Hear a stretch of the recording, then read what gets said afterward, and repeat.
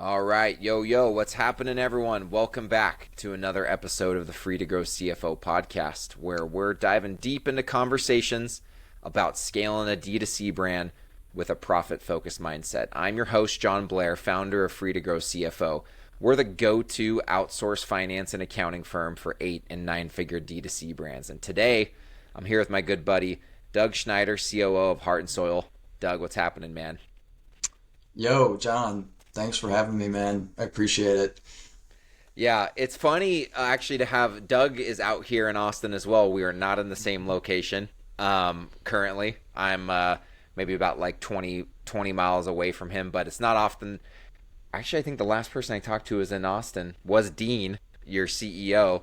hmm So local Austinite in the e-com scene out here, one of our beloved clients. And I'm super stoked to be chatting today because what we're talking about today, everyone, is removing operational constraints during fast hyper growth. Because here's the thing, when you're scaling a brand, you have your major functions: operations, marketing, and finance. And what the scaling game becomes is, which of those functions is the constraint today? Who's holding us back today? For example, at the beginning, oftentimes it's marketing is the constraint. How do we acquire enough customers to even start growing fast? But as soon as you do that, typically operations becomes the constraint because they have to keep up with inventory and maybe they're stocking out. Then the operations team figures out how to get ahead of inventory, and guess what becomes the constraint? Either marketing again because it's got to keep growing, or finance because we're running out of cash that's getting consumed by inventory. So it becomes this whack-a-mole game.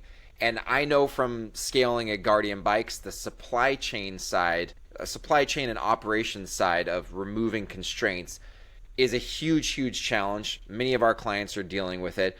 And so I couldn't think of anyone better to chat through this than Doug, given that, you know, he and Dean and the rest of the people on the founding team of Heart Soil have scaled to a very healthy 8-figure business very quickly. And so before we get into chatting about operational constraints, Doug, it would be great if you could give us a little bit of a background, your background and kind of your journey to ending up at Heart and Soil.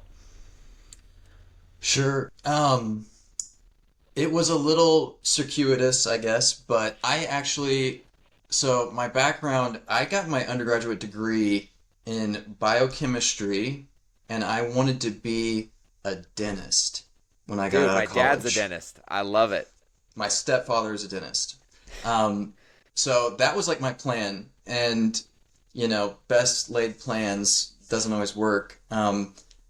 I When I got out of college, I was working in biotech while I was trying to get into dentistry, and I figured out that I really hated working in biotech, and I wanted to do something else. I probably read like two books that were really influential in what landed me at Heart and Soil. And the first one, I was probably like 25 years old, and I read Zero to One by Peter Mm, Thiel. yep. And that cemented an idea in my head that I hadn't fully conceptualized before, which was, if you're like, I'm like a pretty idealistic person, especially when I was like 25 years old, I was. And this book kind of laid out this idea to me that if you want to influence things and see some change, that really a business is the way that you do that in the United Mm, States. love And that. I think I was kind of the idea that like you write your senator or something like that if you think Yeah. things should change. And then it just like snapped into focus to me like the business can be this really powerful vehicle for bringing about this, whatever change or influence that you want to have. And so that idea was cemented in my head. Then I read another book called Deep Nutrition by Mm, Kate Shanahan. And I was interested in nutrition because I was just a gym guy and I wanted to improve, my performance in the gym. I'm looking at nutrition. And when you look at nutrition, there's a lot of contradictory information. You can contradict every single thing that you find totally. somewhere else. And this book that I found really was like, okay, this is like a voice that I can trust, and I'm going to follow this. And And one thing that she mentioned in the book was eating organs, and that this was like this missing piece in people's diet, that we used to eat organs from like cattle, pigs, etc., and that we stopped doing it, and that these really, really nutrient dense foods. And I was really captivated by that idea, and I kind of got going on this journey with nutrition, and I was getting an MBA. I decided, I wasn't going to do dentistry. I'm going to get an MBA instead. I'm looking at this business world thing a lot differently now, and it would be great if I could do something in nutrition. That seemed like pie in the sky to me actually at the time. I didn't know what it was going to be, but this opportunity kind of fell in my lap because I was in some online communities that were discussing things like organs. It was a lot of very small community, a lot of weird people like me talking about this stuff. And I got hooked up with Paul Saladino, who Got it. he was in his early, if people who don't know, he's a huge influencer now in nutrition. But in his early days, he was like this up and coming guy that only a few people knew about. I got hooked up with him. He comes to me one day and says he's starting this company. He wants me to help him come run it. And boom, just like happened. I don't even know how it happened, but here I am. I love it, man. So a couple of things that I want to comment on. The first one is like the beauty of a business, right? Yes. I'm personally, I'm a man of faith. I'm a Christian, and I actually believe that businesses are like one of the most beautiful things created by God, in terms of like, it's this thing where you as an entrepreneur can follow a passion, right? And go to seek to make a difference in the world, like a true difference. Fight back against a problem that you think is worth fighting for, right? And at the same time, if it succeeds, you make your customers' lives better, your business grows, and you hire people and you make their lives better. And you engage with suppliers in which you make their lives better. And I just actually can't think of a thing, an organism that can do that in such a way, anything close to what a business can do. And there's a book I read a number of years ago by a guy named Donald Miller. Donald Miller is a guy who talks a lot about like guiding principles, like how, like frameworks for guiding principles. And I'm also a big EOS guy, which we might chat about in a little bit, because I know you guys are doing EOS. I was an EOS coach for a while.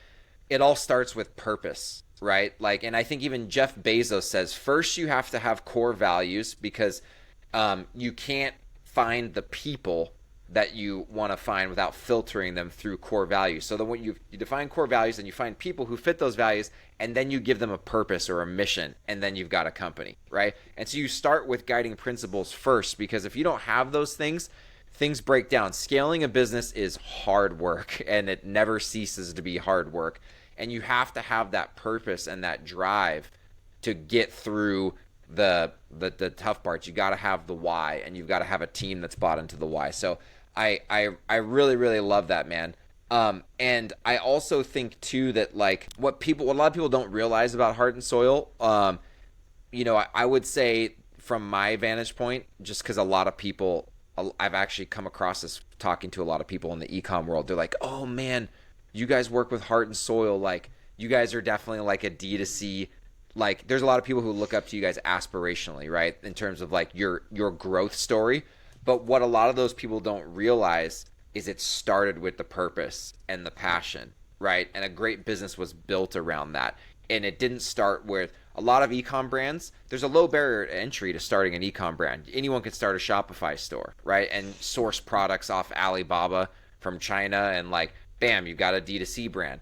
But a lot of those brands fail because there isn't actually any soul behind them. And in reality, we call it a D2C brand, not just a D2C retailer. A brand has true meaning and heart behind it. And so like that's something that I want to make sure that everybody hears on this episode, because I talk about this a lot in our podcast, is like, look, we're not just building a company. No matter what product category you're in, if you want long-standing success, you're not just building a company that sells products online. you're building a brand that represents some sort of a movement that has serious purpose behind it, and that's how you build a great business, no matter what vertical you're in. So let's chat about constraints, because you and I have, I mean, this has come up in conversations that we've had, whether we're grabbing a beer or in other forum. I've heard you talk about challenges. What I want to start around is like, first off, I already set the stage, like, yes, operations and supply chain can become a constraint as you're growing, but you guys have some unique potential constraints because the product you're selling, you guys are very rigorous and serious, and this is a part of your purpose about the quality and where your product comes from, right? Can you talk Yes. me through a little bit like about the rigor behind like sourcing the right ingredients and how that made supply chain even more challenging as you guys were scaling really fast? Sure. So you kind of talked about this purpose-driven idea and the way that some e-com brands pop up, and they have to overcome obscurity. When we were launching, so Paul, one thing that people I don't think realize about Heart and Soil is that we kind of popped up out of nowhere, but Paul Saladino, our founder, he spent 4 years before we launched building his personal brand. And when we launched this company, he had a decent sized audience that was ready to buy whatever he was selling. Mm-hmm. So, and that was the context when we started selling, was there were people there that were ready to buy. Now, the reason people love Paul, he was very particular about the science and the way that our products were developed, was that it had to be of the highest quality. And that meant that the cattle that we were sourcing the organs from had to be grass-fed and grass-finished. Now, so constraint number one is, in the United States, there's not a lot of grass-fed, grass-finished cattle. It's like over 95% of the cattle in the US are finished on something outside of grass. So that made us have to go look elsewhere, and New Zealand was really the best place where we could get good volumes of, we believed, of grass-fed, grass-finished cattle organs. So we wind up going to New Zealand, and immediately when we launch, as you alluded to earlier, we had this big success. So we're selling right away. And the constraint became very obvious right away, that it was going to be supply. And this industry, or this segment of the market, the supplement market, selling cattle organs is very niche. It's very new. And the constraint, when I was given, hey, you're going to be in charge of operations, and we launched and we ran out of product, I'm trying to solve these problems. It became obvious to me, okay, the constraint is actually not the organs and the cattle. There was plenty of cattle in New Zealand that were grass-fed and grass-finished. The constraint was the capacity for freeze-drying the organs. So that was like problem number one that I identified right away. Okay, we've got this constraint. This is the bottleneck that we're dealing with on our supply chain, is freeze-drying. So immediately I'm begging my manufacturers to give me access to the freeze-dried suppliers in New Zealand. I want to talk to them directly. They're guarding that relationship, and I'm eventually able to convince them that it will help all of us if I can talk to the guys in New Zealand, and we can sort of make some plans to try and get this thing fed and scale, because it was very obvious that they were going to need to do some scaling too. That was like the big problem to solve in the beginning, was we needed more freeze drying capacity. I needed to talk directly to them because this thing was taking off faster than we thought it would. So there was a lot of, weekly 2-hour meetings with people in New Zealand where, the timing is all weird. I'm talking to them, it's their tomorrow, or they're a day ahead. I can't remember. It was weird, but we were able to, by establishing those relationships directly with the supplier, even though the manufacturer was a little ambivalent about that, we were able to get them to buy into the fact that we could be their horse if they would feed us. So if they started moving more capacity toward us that they had existing, and they made plans to scale, that they could ride us very far. That we felt like we had a lot of room for growth, and we just needed the supply.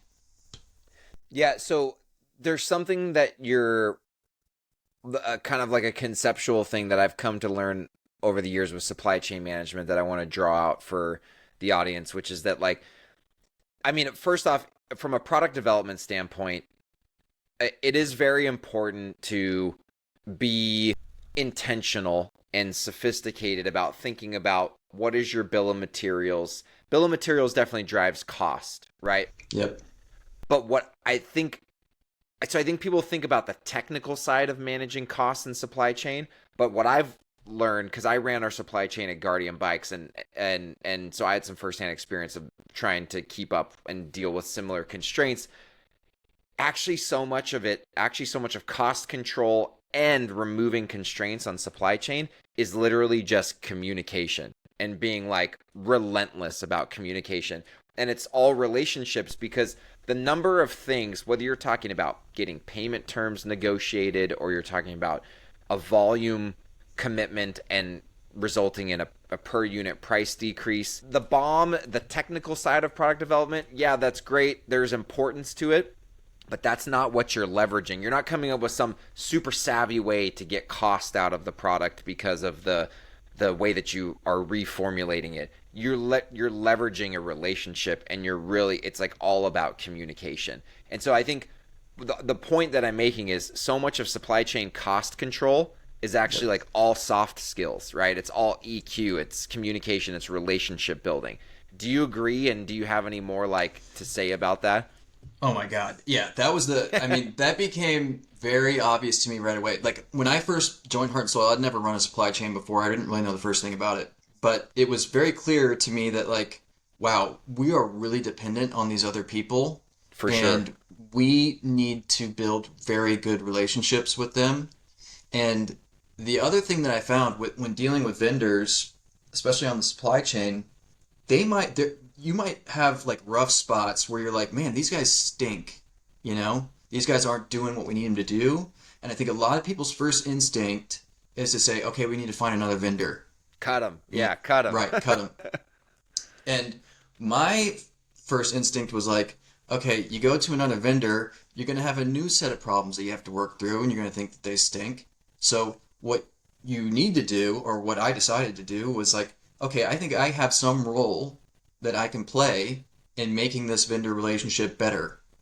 So it was about like identifying ways where we could have cleaner lines of communication. Yeah. And what really needed to happen is like things need to be easy. Like they need to be really, really easy and boring. Like the guys on my supply chain team, I talk to them about that all the time. I'm like, yeah, we need things to be easy and boring. That's when we're doing good. So when things get complicated, I love that. We got to go back and figure out, okay, what do we got to do to make this easy and boring? And like we made like systems, like shared spreadsheets and things like that with different vendors where we get together, we say, hey, this is how we think this can work. And they say, that's easy, that's good. And then all of a sudden you go from, hey, these guys are not doing what we asked them to do, to being like, okay, now we're kind of clicking and things are flowing. But it takes that extra layer of accepting that you have some responsibility in this vendor relationship. Totally. And that there's some things that you should be doing to try and make the relationship better. You know what? This just got my mind thinking. I think the guiding principle or the concept that you're drawing out here is completely the same as managing your internal team, right? Where like when there's an employee who's dropping the ball, all of a sudden, it's really easy to go like, cut them, I can find someone better, right? Yep. But I've learned over the years, and yeah, look, there are some times that you do actually have to get rid of an employee, and those are hard. Sure. Those are hard conversations to have. But I think I've learned more and more, and this comes back to my EOS kind of coaching perspective, which is like it's usually a core values thing. It's usually like they stick out like a sore thumb on a cultural thing where like it's toxic to the rest of the company, right? But if there's a technical thing that they're dropping the ball on, that's the leader's opportunity to step in and go, what's the gap that I can help you fill, right? Yes. Are we missing resources? The roles and responsibilities all of a sudden gotten away from you and they're like outside of your realm of expertise and you're feeling uncomfortable? Is there something going on in your personal life, right? And like, again, sometimes those conversations do lead to cutting that person. But I think I've realized more often that, just like with vendors, let's leverage the relationship. This person's worked for me for a number of years and done a great job up until this point. What's going on, right? And so like, it's a lot more of asking the right questions to really diagnose what all of a sudden is the root cause of this issue that kind of seemingly has come out of nowhere, and then working together to solve that issue. Like, do you see the same thing with like managing your internal team? Yeah, absolutely. It's exactly the same, because I think you have to have like for me, I'm like, my instinct, like you saying someone on your internal team is maybe not doing as well. The instinct for me has to be like, well, where have I failed this person? Because normally I'm of a mind that like people aren't dumb. Mm-hmm. They just haven't been taught yet. Totally. And that you need to go and do and play your own part in making sure that this person has what they need to succeed. And it's the same with the vendor relationships. And what I found is that, and with our supply chain, the vendor relationships had became like this crucial competitive advantage that we hold. And what we did was we were very patient during that period where we struggled to keep things in stock. Now we worked very tightly with them. We did not, call them on the phone and like really give them hell. It was mostly working collaboratively. And what we found was when we built like this positive relationship, that when we really needed something done, like we have that equity with those vendors where we can call them up and say, hey, we need this. And they say, we're going to get it done. And I mean, it's worked for us where we can pick our spots to kind of play hardball and really press, and that they will respond when we do that. That's just been my approach to it. And I approach it the same way with people on my team. No, I agree. I read, I don't know, I'm a big reader. I read like 2 or 3 of Jocko Willink's books. He's most famous for extreme ownership, but he has this one, he has a newer book called Leadership, Strategy, and Tactics. And he talks about how like, and he's talking about it from the perspective of a Navy SEAL. So you're talking about life or death situations, right? And so like it actually really puts in perspective this concept of you have to have a real relationship, not a fake one, to leverage when the going gets tough. You don't leverage fake relationships. There are a lot of leaders that try to leverage fake relationships, and the person on the other side sees right through it, and they're like, and they feel manipulated, right? And so actually, it's not a coincidence that Free to Grow's first of our 5 core values is relationships. And it's because if we don't have real relationships internally and with our clients, we can't leverage them when they really need to be leveraged. And even with working with our clients, like we have to have good relationships with them, because sometimes we have to deliver really bad news or tell them to make a hard decision. Things like, hey, you got to stop paying yourself so much. Things like, hey, I think you do have to cut payroll costs. I don't know who, but I think we have to do that, right? Like hard decisions that need to be made. And you can't just say that. It doesn't land the same if you don't have a real relationship to leverage. And managing a supply chain is no different at all. They're people on the other end, and they're just an extension of your business, right? And like the thing I want to make sure everyone hears is that managing supply chain and operations, there's technical aptitude that goes into it, but cost control, building a profitable business, it's so much the soft skills of learning how to unlock value from people. And that's people who work in your supply chain external to the business and people who work in your business. Because at the end of the day, as you're scaling, like Heart and Soil, I think I was talking to Dean when I was hanging out with him yesterday, your CEO. He's like, I think we're around 30, 35, employees now. When you eventually, you guys will be at like 50 plus. When you get to that point, you guys as the leaders cannot be going and checking on all the different metrics that all those people are responsible for. All you can do is build an environment where the value that exists in those people is being unlocked, and they're looking after those metrics for you because you have unlocked the value and they're bought into the relationship and the purpose, right? That's why when you go meet someone who works for a big corporation that has like thousands of people, everyone is so unmotivated. And they're literally just looking for the way to go work for a smaller business where they actually are known, or start their own business, or just climb the corporate ladder and make enough money that they can retire and not have to do that anymore. There are very few people I've met in a big corporation that are super happy because they are not truly being like poured into and nurtured and like really have the ability to own something and create value there. And so this is super important because it's counterintuitive. And again, I'm not saying to not get into the technical side of managing your costs, which we can talk about a little bit more. But like, I would say what withstands the test of time as you scale and the team gets bigger and bigger and bigger, and you as the leader and founder can keep your finger on the pulse of less and less and less. It's about unlocking value in people. That's just how it goes. That's why so many of the best founders are known as just like incredible leaders, because that's the thing that unlocked the value in the business, right? Is leadership. And so actually I want to talk a little bit about leadership here as you guys have scaled.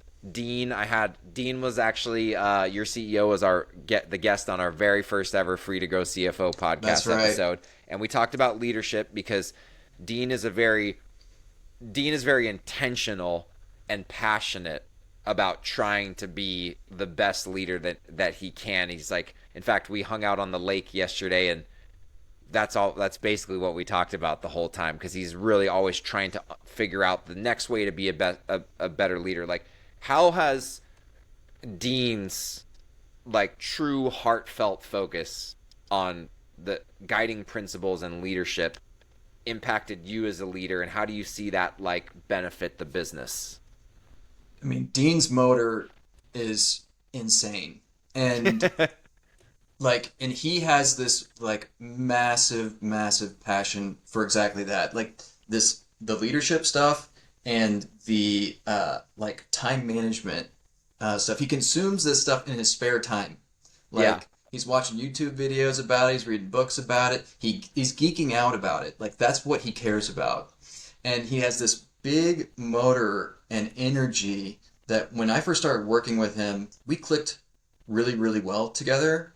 And, we started day one with the company, and the company is super small. And we were given the reins to this business. We both felt really fortunate about that. We both took it very, very seriously. And as the business started to scale, we were constantly talking to each other about upping our own game. Like, that was very, very important. And he was very obviously invested in doing that and becoming better and better and better. And it was something that I recognized in him, and I was like, man, I've got to do the same thing. And so we started to pour ourselves into, what was going on Twitter with the e-commerce community, talking, starting listening to podcasts, reading books, whatever we could do, going to conferences, soaking in as much as we could to learn as much as we could about e-commerce, and trying to constantly up our game. And it's still this ongoing thing where forever. And we're both built the same way, where it's like, you almost kind of like I don't ever think, there's some, we're going to reach the end of the rainbow here and then I'm going to be good. I'm like, I don't even like to, I like the fact that I'm going to have to keep going. For sure. And he's the same way. So, and that pervades the whole company, is like, we have to keep upping our game. We have to keep improving. Like, and I feel that like when I went from, I'm leading this small company that's made $0 to, I'm the COO of a company that's, doing 50 million plus a year. That like, if I'm going to be the COO of a company that's doing 50 million plus a year, like I need to be a COO that's doing 50 million plus a year. Like I need to have my game upped. And For so sure. that's something that I think our team recognizes too, is that we're constantly trying to improve, and we're constantly thinking about the future, and we Mm-hmm. want like the systems that we. So it went from.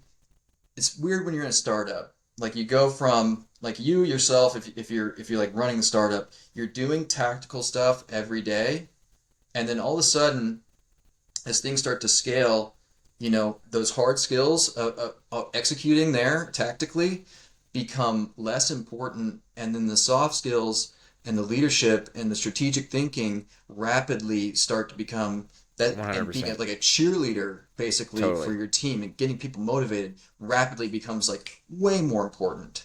And making that shift, that transition was actually, Dean did it beautifully. And um, we we really took a core group of people and we were able to kind of manage this massive hyper growth with this core group of people because Dean, he was ready to make that Mm-hmm. transition into that leader.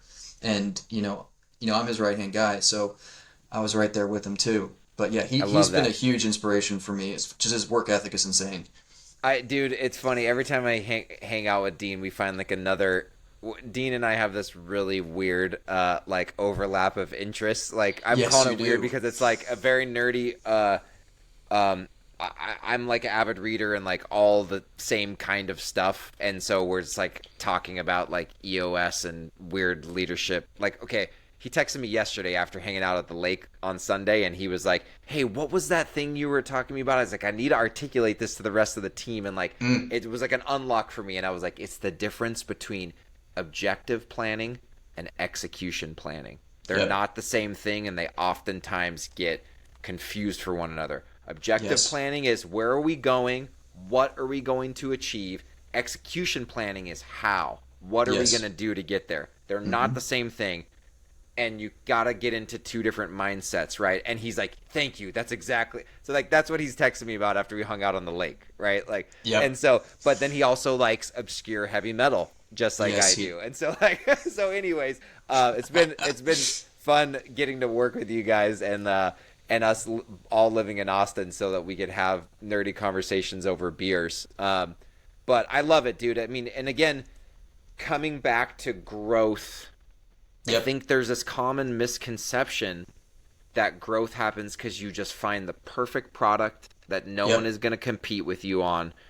You source it cheaply, you sell it expensively, and bam, we have a business. And it's no, like whether we're going back to the purpose at the beginning of this story or we're Yep. talking about like what's driving the CEO and the COO from like just like a guiding principle standpoint, that's what keeps things moving. And like I have a kind of a mentor, Ryan Rouse, who's been in the ecom and like CPG space. I don't know if you know him. He's out here in Lakeway, but he's about 8 years ahead of me in life, three kids like me, and so I Mm. look up to his perspective a lot. And he always says like, "Look, dude, it's not about timing the game; it's about the time in the game, right?" And Mm. that goes with working out. That goes with like any discipline. It's about spending time in the game, but you find a game that you love playing so much that there's no way you're gonna quit, and you're gonna spend the time in the game, and you love the journey, and that's why you're not worried about the end,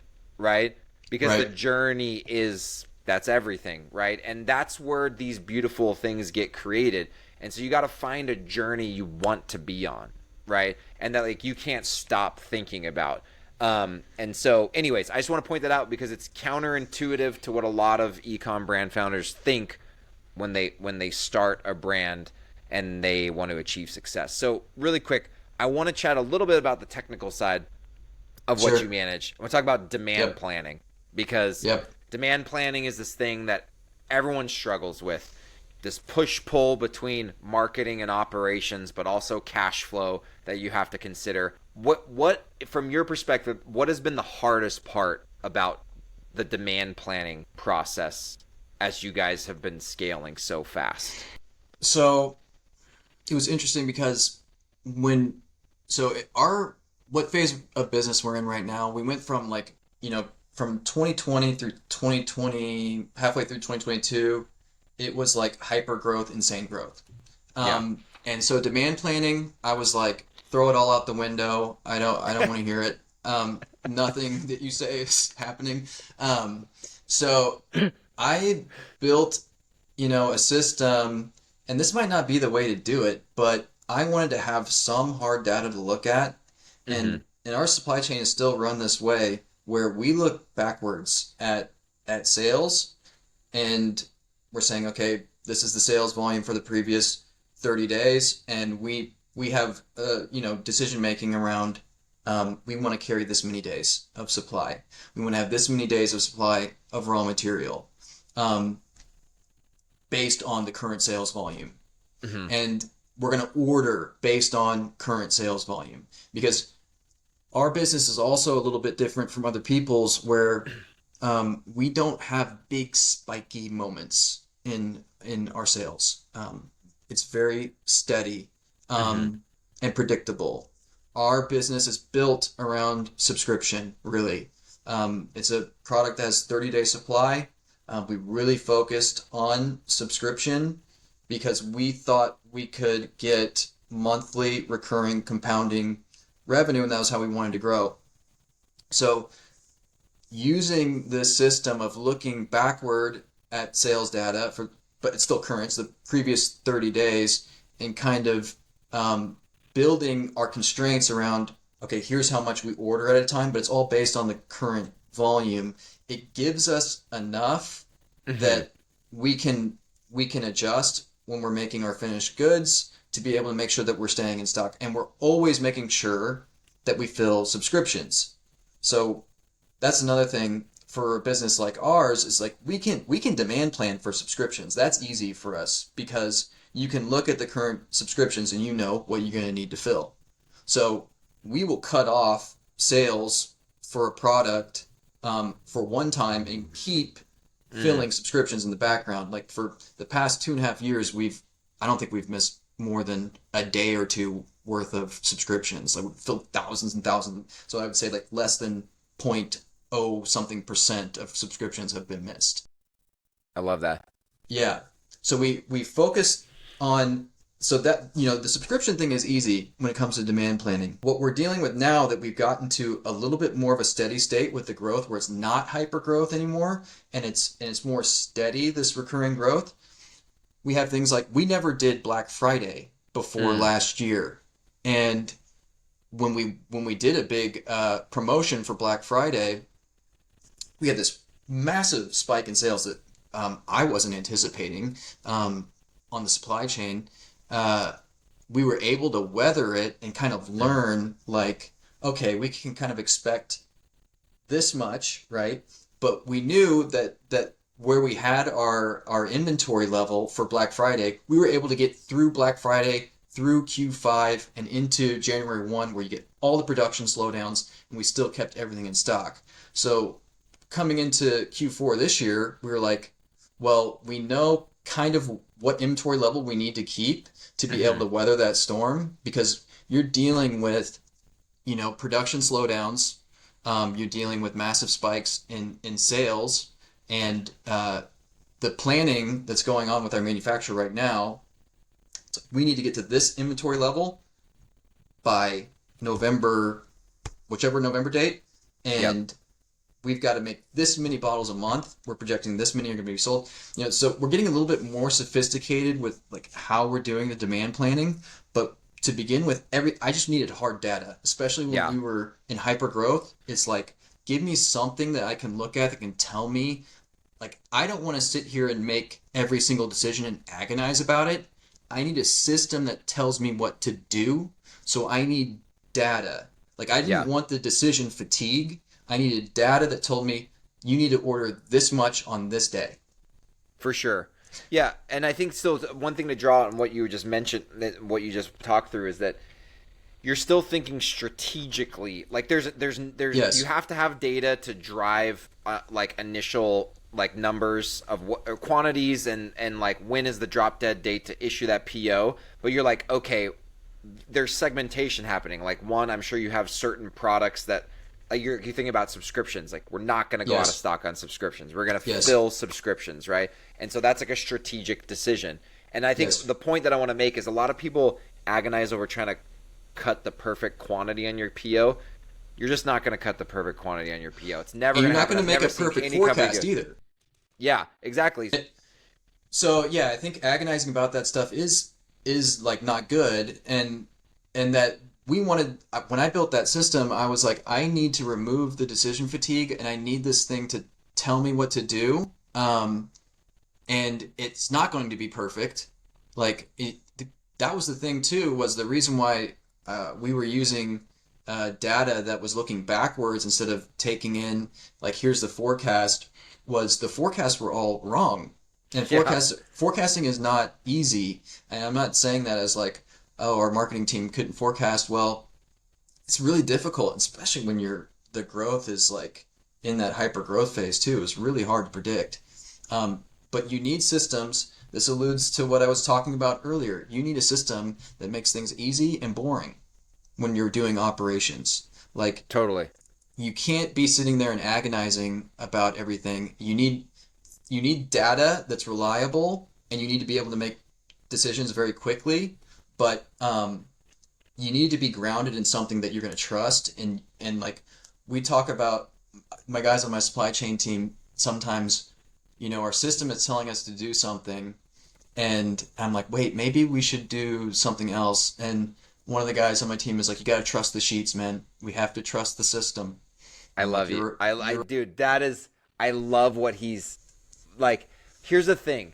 You can agonize over trying to get it perfect from like a forecast perspective, which you're not going to Yes. do. I've seen enough Right. brands. I even seen, dude, Amazon, their demand planning is very inaccurate, like Yes. incredibly inaccurate. We sold Vendor Central at Guardian for a period of time where we were their vendor, and like, but it was a system that they like like they trusted the system, right? And like Yep. the system would correct itself a little bit over time too, right? As more historical data, like you beat your forecast, that rolls into the next Exactly. iteration of the decisions. And so Yep.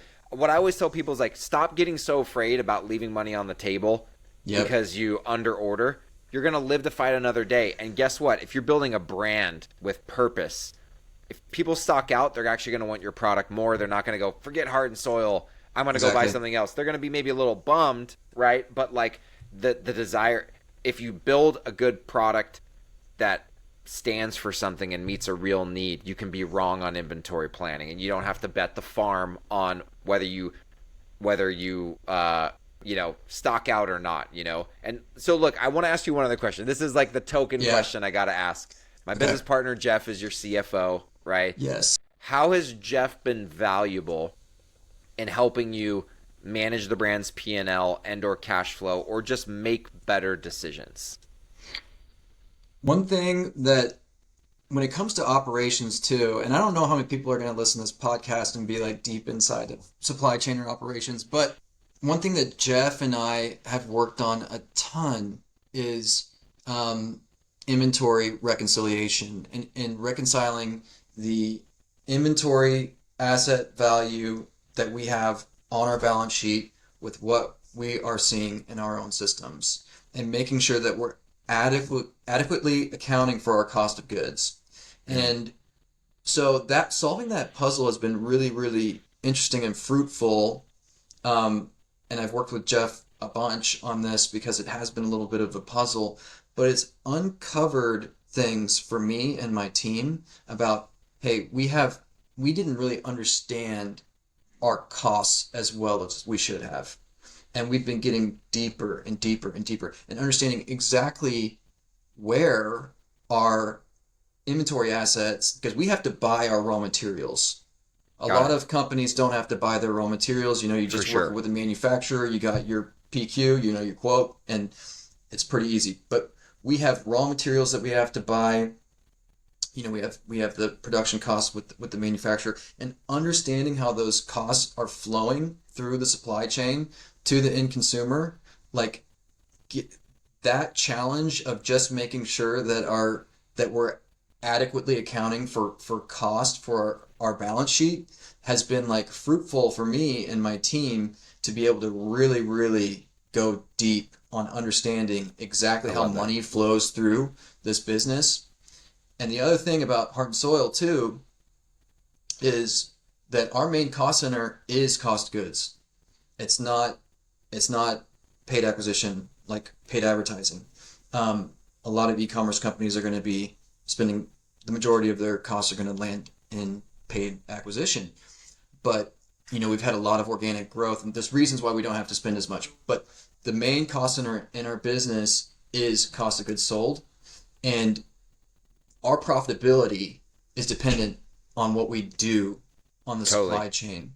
And so a lot of the conversations with Jeff are kind of about protecting, because our profitability is based on that, protecting that profit level, putting the guardrails on what we're doing with the supply chain, like having some simple heuristics and guideposts for ensuring that we can maintain that really healthy profitability that we have. So he with your guys' reach reporting portal, he's given me the cash conversion cycle and the inventory days as like two really important guardrails to be working with my team on to make For sure sure. that we're not over ordering things and kind of affecting the cash flow negatively, and then decreasing profitability as well. I love that, man. Yeah, I mean, it's so hard to. You guys are just trying to keep product in stock, but Yes. understanding the financial impact is super Yes. important because sometimes there's a counterintuitive impact on cash flow and profitability. The And cash flows, that's the main thing, is like if we're not, because if I just told the guys on my team never go out of stock, we could order things like crazy. Like yeah, those exactly. those suppliers that we had the problems with, they've scaled things pretty effectively. We could go get Yeah, a lot more, but it would totally wreck the cash flow because that's where all of our cash gets tied up is in the supply totally. chain. Totally, totally. I love that. Well, I know Jeff loves working with you guys. He's going to be out here next week for our Free to Grow quarterly planning, and so I think we're Yep. both going to see you guys in person, which we're looking forward to. But I know we got to land the plane. We're going a little bit over here, so Yeah. before we do, I want always like to ask a personal question. So, what's a little known fact about Doug that Oh people my might find gosh. shocking or surprising? Oh God. Oh, I didn't know you were gonna ask me this. Let's see. There's one that I'm like, I don't know if I should share this, but That's probably the one we want to hear. yeah. Okay. Yeah, you know what? It's kind of a fun little story. I went to jail for a weekend. Um, it was something that happened to me when I was 23, but when I was in jail, had spent 3 days in jail. Um, I won an arm wrestling competition between the inmates. Yeah. Dude. And this was not prison, by the way. This is county Yeah, yeah, yeah. jail. Very, very, very Yeah. different. But there was a tournament that broke out while I was there, And you won it. and I won it. And yeah, that's epic, man. That is so. Hey, we've all done things when we were 23 that we wouldn't right. do today. So no It's judgment true. here.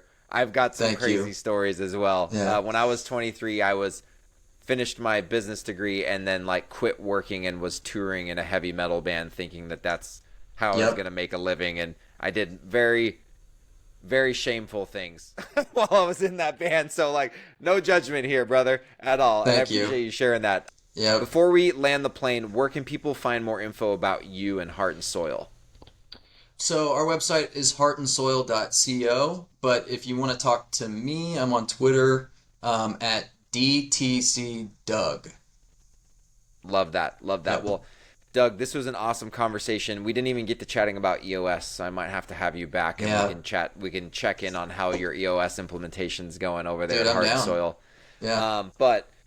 Yeah, look, everyone. Bottom line is the takeaway here is there's a lot of best practices and there's a technical side to managing operations, but there's a soft side, right? Yes. Strategy, managing relationships, unlocking value out of your people and out of your suppliers. Don't miss the nuggets in this episode about those concepts. And so this was super valuable. I hope it's helpful to everyone.